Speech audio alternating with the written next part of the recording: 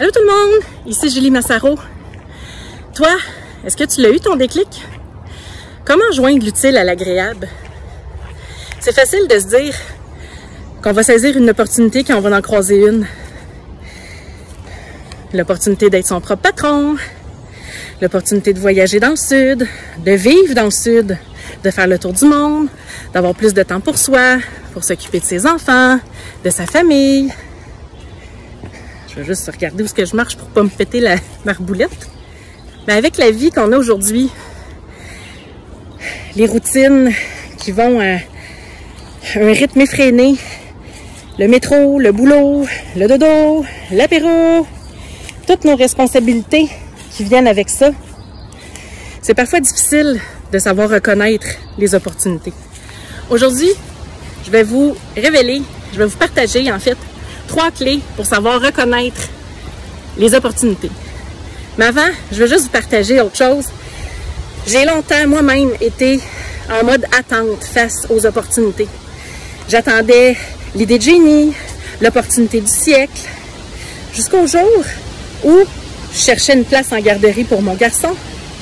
Et ça faisait pour les gens qui me connaissent, ça faisait plusieurs semaines, plusieurs jours, presque mois. Et finalement, j'ai trouvé une garderie dans la ville voisine. Alors, plus que mieux comme qualité de vie, quoi. Jusqu'au jour où j'ai eu le déclic.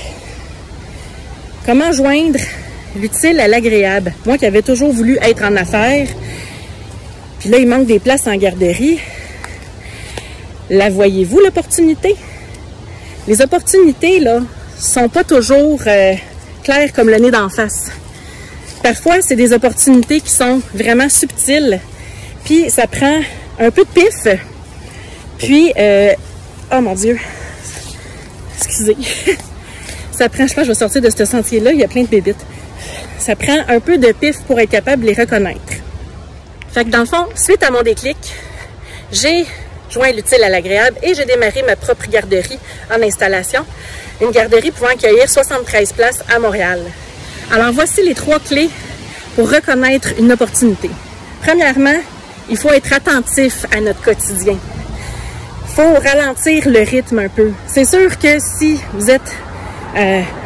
vous vivez votre vie à une vitesse effrénée, avec le métro, boulot, dodo, apéro, des fois ça peut être difficile de reconnaître quand les opportunités sont un peu plus subtiles. Alors, première clé, demeurez attentif à votre quotidien. Ensuite, deuxième clé, être à l'écoute. À l'écoute de vos ressentis.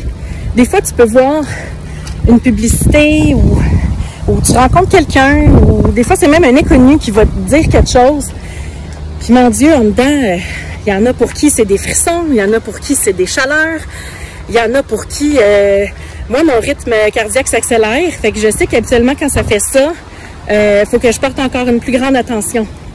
Évidemment, il faut que ça soit quand même une opportunité qui te fasse vibrer. Fait que c'est sûr que si ça te donne des frissons, des chaleurs ou que ton rythme cardiaque s'accélère, ça veut dire que c'est une opportunité qui te fait vibrer. Puis, troisième clé, les opportunités arrivent toujours au bon moment. Petit résumé des 3 clés. Premièrement, être attentif à notre quotidien. On ne sait jamais quand on peut déceler une opportunité subtile. Deuxièmement, être attentif à nos sens. Donc, vraiment regarder comment on se sent face des fois à ce que quelqu'un nous dit ou quelque chose qu'on voit. Puis, troisièmement, les opportunités arrivent toujours au bon moment. Après, il reste juste à les saisir. Je suis curieuse de vous lire dans les commentaires. Est-ce que vous avez déjà eu un déclic, vous?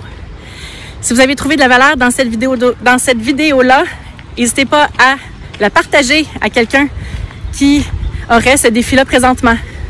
C'est Julie Massaro qui vous dit à bientôt. Bye!